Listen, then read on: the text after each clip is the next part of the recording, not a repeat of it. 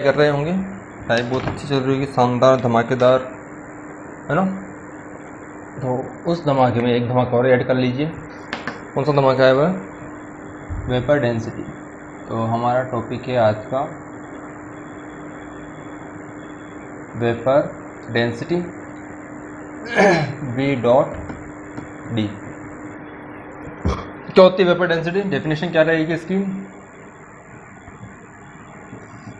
Density of any gas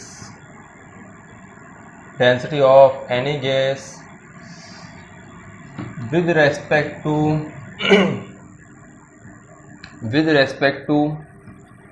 hydrogen gas at constant temperature and pressure. Density of any gas with respect to hydrogen at constant temperature and pressure are known as vapour density. Okay तो यहाँ पर लिखते हैं अपन vapour density का formula. Vapour density is equal to density of any gas upon density of H2 gas. Okay, अब आगे बढ़ते हैं अपन डेंसिटी को किस तरह से मॉलिक्यूलर वेट से रिप्लेस कर सकते हैं यहाँ पर। तो आप जानते हैं कि पीवी आइडियल गैस इक्वेशन होती है। आइडियल गैस इक्वेशन क्या होती है? Ideal gas equation PV is equal to NRT. P यहाँ पर क्या है? प्रेशर। पी यहाँ पर है एटमॉस्फेरिक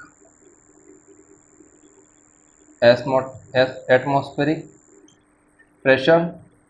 एटमॉस्फेरिक प्रेशर होता है 1 atm, जिसे 76 सेंटीमीटर Hg या 760 mm Hg या 1.013 बार या 1013 into 10 to the power 5 newton per metre square या 10 to the power 5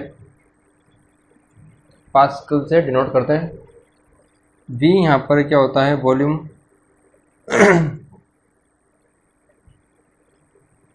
volume in litre. 1 litre is equal to 10 to the power -3 metre cube या 1 litre is equal to 10 to the power 3 centimetre cube, है ना। या 1 litre is equal to 1 decimetre cube या 1 litre is equal to 10 to the power 3 millilitre. Okay, R यहाँ पर है, gas constant. Are यहाँ पर है गैस कांस्टेंट, जिसकी वैल्यू है 0.0821 litre ATM mole inverse kelvin inverse. T यहाँ पर है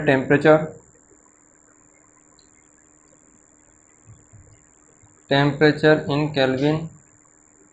तो केल्विन टेम्परेचर निकाला जाता है डिग्री सेंटीग्रेड में 273 को ऐड करके। तो ये आइडियल गैस इक्वेशन से रिलेटेड में कुछ बातें की हैं।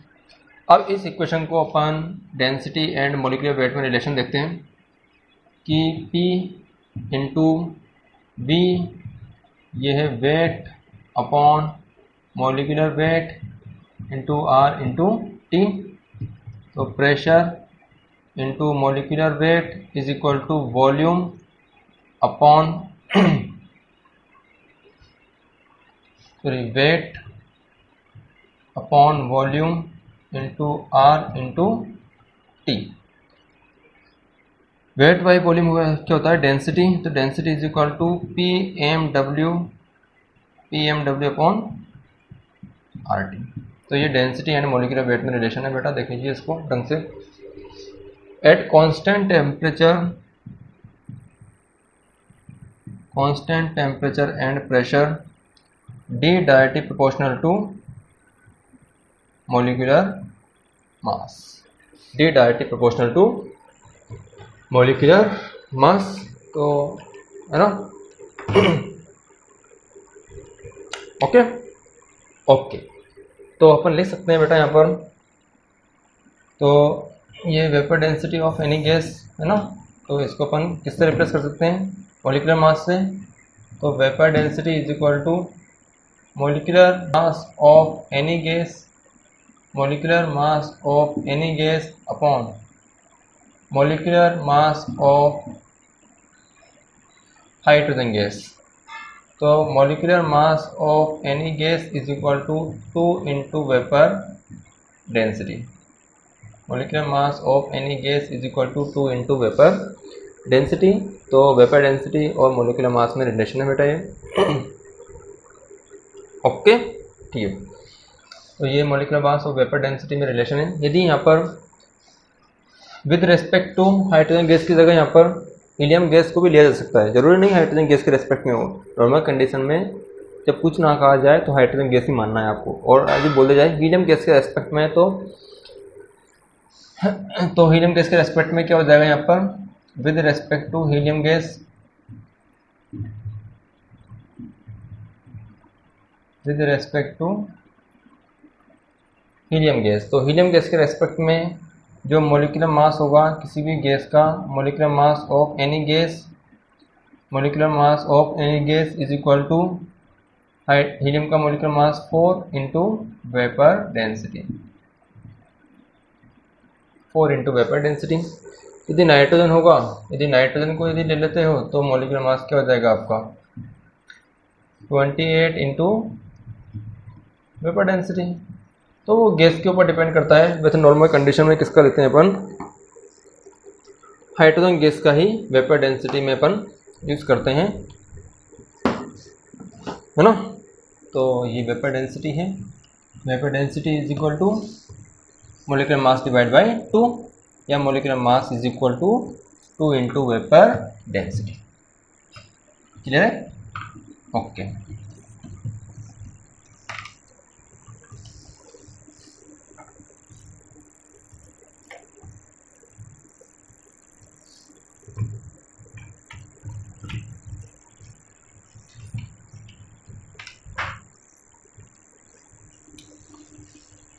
तो आइडियल गैस इक्वेशन क्या है हमारे पास, आइडियल गैस को भी थोड़ा आगे देख लेते हैं अपन। आइडियल गैस इक्वेशन क्या थी, P B is equal to N R T. तो यहाँ पर देखते हैं, if moles of gas are constant and pressure, temperature and volume are variable, then before change and after change, before change moles क्या रहेंगे n, और after change भी moles क्या रहेंगे n। तो बिफोर मोल्स क्या होंगे P1 V1 अपॉन T1, और आफ्टर चेंज क्या होंगे P2 V2 अपॉन T2। तो ये हमारे पास जब प्रेशर, टेम्परेचर, वॉल्यूम में चेंज आएगा। फर्स्ट कंडीशन लेते हैं यहाँ पर, if temperature constant, temperature constant मतलब आइसोथर्मल कंडीशन, तो हमारे पास equation P1 V1 is equal to P2 V2, क्योंकि यहाँ पर भी टेम्परेचर T कैंसिल आउट हो जाएंगे ना, तो ये इक्वेशन बनेगी। Second condition, if volume constant, volume constant तो V कैंसिल आउट हो जाएंगे, तो P1 upon T1 is equal to P2 upon T2। Okay और थर्ड कंडीशन वेपर डेंसिटी में, if pressure constant, pressure constant होगा तो V1 upon T1 is equal to V2 upon T2। तो ये ideal case में कुछ केसेस हैं, first temperature constant, second volume constant, और थर्ड है प्रेशर कांस्टेंट, जिसका यूज़ करेंगे अपन क्वेश्चन को सॉल्व करते वक्त। तो हम एक और आगे देखिए बात, यहाँ पर जो हमारे पास डेंसिटी का फॉर्मूला आया था, density is equal to PmW upon RT, यहाँ पर फॉर्मूला हमारे पास आया था। यहाँ पर जो देखिए, यहाँ पर यदि 2 से ज़्यादा गैसेस प्रेजेंट हैं, 2 से ज़्यादा गैसेस प्रेजेंट हैं, तो ये जो मॉलिक्यूलर मास है वह एवरेज मॉलिक्यूलर मास होता है। यदि 2 से ज़्यादा गैसेस प्रेजेंट रहेंगी तो ये जो मास है मॉलिक्यूलर मास का क्या है, एवरेज मॉलिक्यूलर मास होगा। और एवरेज मॉलिक्यूलर मास को कैलकुलेट करने का मेथड है average molecular mass is equal to mole fraction into molecular mass of one component plus mole fraction into molecular mass of second component, dash dash dash so on, आगे चलता रहेगा ये। तो ये मेथड है किसका, मॉलिक्यूलर मास को calculate करने का। और एक और मेथड है मॉलिक्यूलर मास मोल फ्रैक्शन, आप जानते हो मोल फ्रैक्शन क्या होते हैं, moles upon moles of component, moles of component upon total moles, total moles है ना।